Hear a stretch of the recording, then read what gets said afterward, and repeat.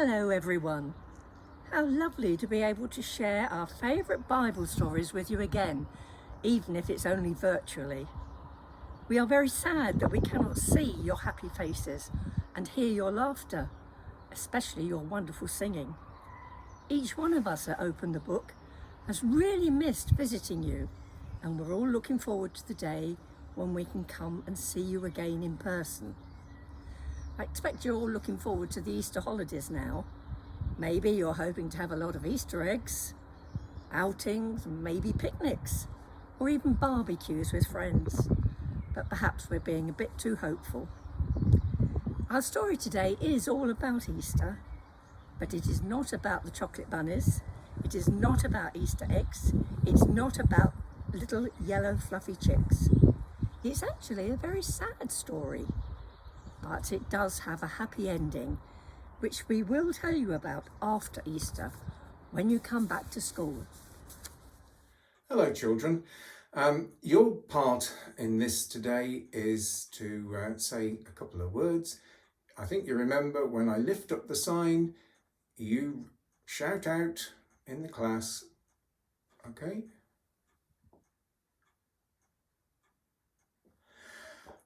Right, when I put it down, you do have to stop, but I think we can do better than that. Shall we try that again? Great. Jesus had some special friends. Friends who would help him, listen to him and protect him. But he also had many enemies. People who really hated him. Some of them were jealous of him, and some were frightened just because he was different. They didn't like him helping people and doing wonderful things like making a blind man see or a lame man walk. They didn't like him telling people that God loved them. And so they thought of a way to get rid of him. Peter and the other friends were very sad and very worried about it. So let's open the book and hear the story of the saddest day. Jesus and his friends enjoyed a wonderful supper together, but Peter was worried. He was upset because Jesus had just told the disciples that he was going away. The disciples all wanted to go with him, but Jesus was firm and had insisted that they could not go with him on his journey. He said to them, "Where I am going, you cannot come. It is dangerous, and you will all run away and leave me." I will come with you. I will follow you wherever you are going. I don't care if I go to prison. I would die for you. Peter, my dear friend, what is to happen to me will happen tonight. I will be betrayed, and soldiers will come for me. And you will all run away and leave me. In the early morning, before the cock has crowed 3 times, you will have said 3 times that you do not know me.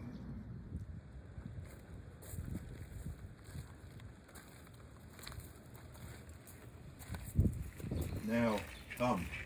We must all go into the garden to rest. And I must pray for strength for what is about to happen. Rest yourselves, but keep an eye out for any intruders. Could you not stay awake for me? Just 1 hour? Stay alert. I must return to prayer, for I must be strong for what is to happen. Lord, hear my prayer. Lord, hear my prayer. When I call, answer me. Lord, hear my prayer. Lord, hear my prayer. Come and listen to me.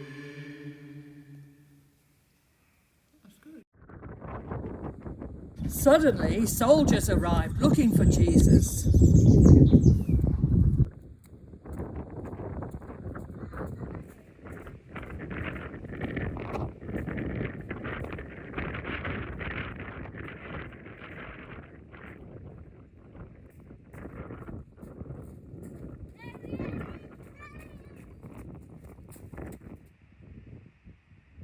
The disciples woke up frightened and confused, and in their fear they ran away, just as Jesus said they would.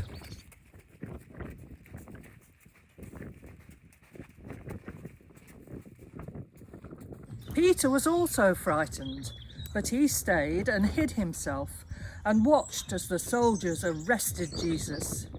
Then he followed them to see where he was being taken, until they arrived at the house of the high priest of the temple, a man who hated Jesus.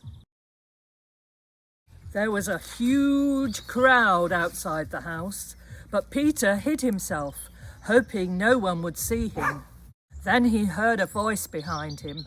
A young girl had seen him hiding, and she challenged him. You were with Jesus. What's your name? My name's Peter, but I don't know who you're talking about. Yes, you do. You were with him. No, I don't know the man. But you're a Galilean. You must know him. I can tell by the way you talk. I keep telling you, I don't know the man.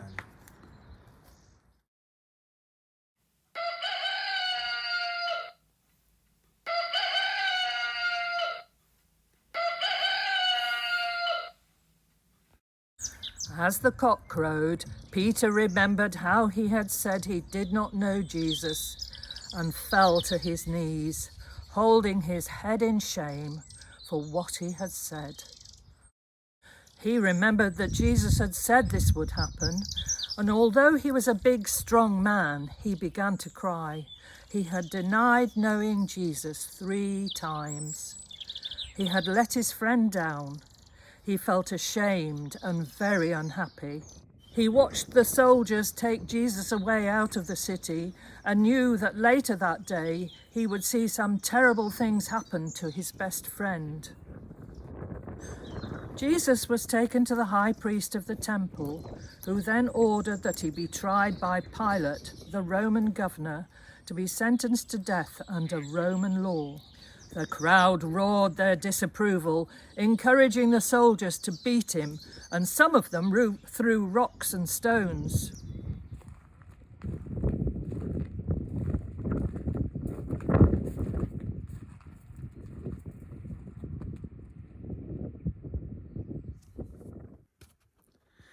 What is going on?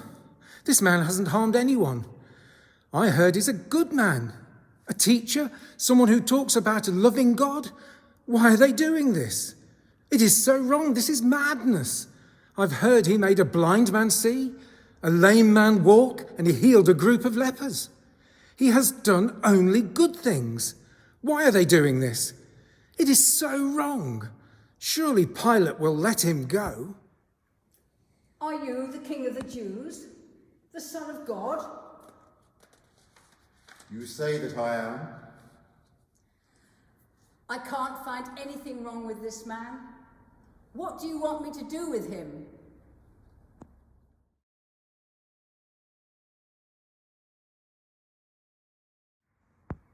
Why? What crime has he committed? I can find nothing wrong with him. The man is innocent.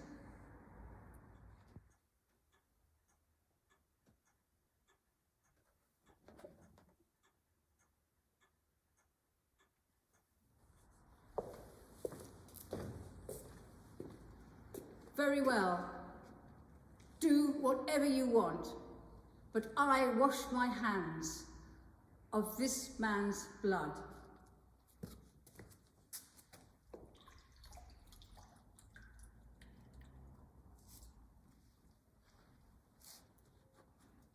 I can't believe what I'm hearing.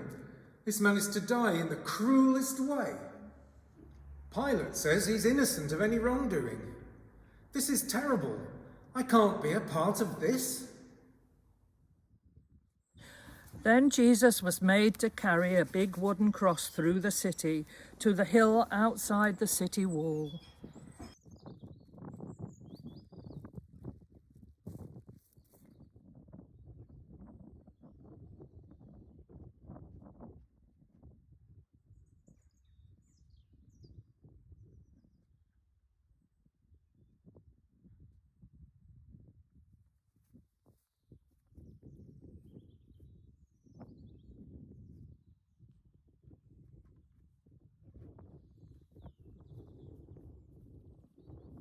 There they stripped him of the purple robe, beat him some more, and finally nailed him to the cross and laughed at him. Then they went away and left him to die. Gradually the sky went black, and the earth rumbled loudly, and the skies thundered their disapproval.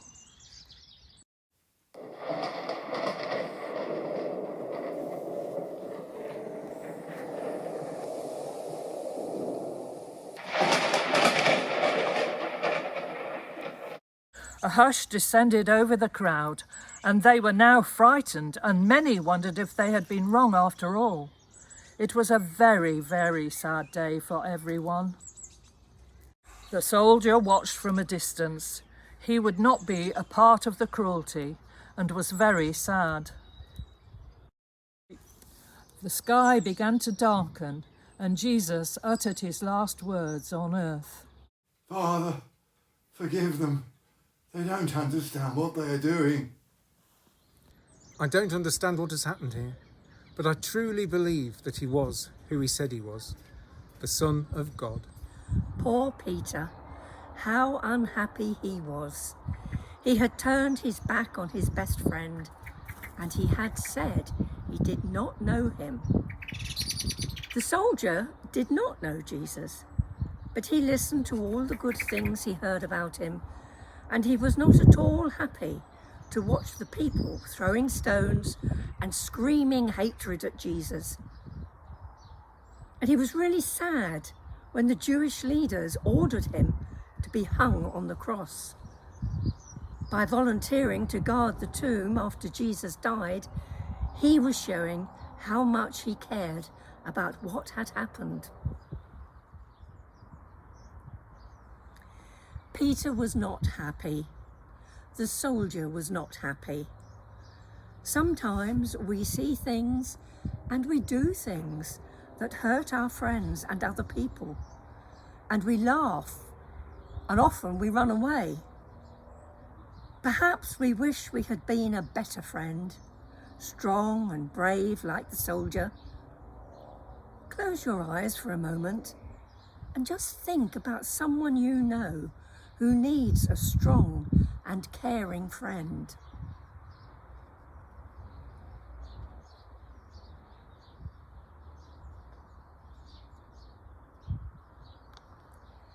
And now I'm going to say our goodbye prayer. If you would like to make it your prayer, you just say Amen after me. Dear God, when we have been unkind to a friend, or when our hearts tell us that something is not right, help us to know what to do to make things better. Amen.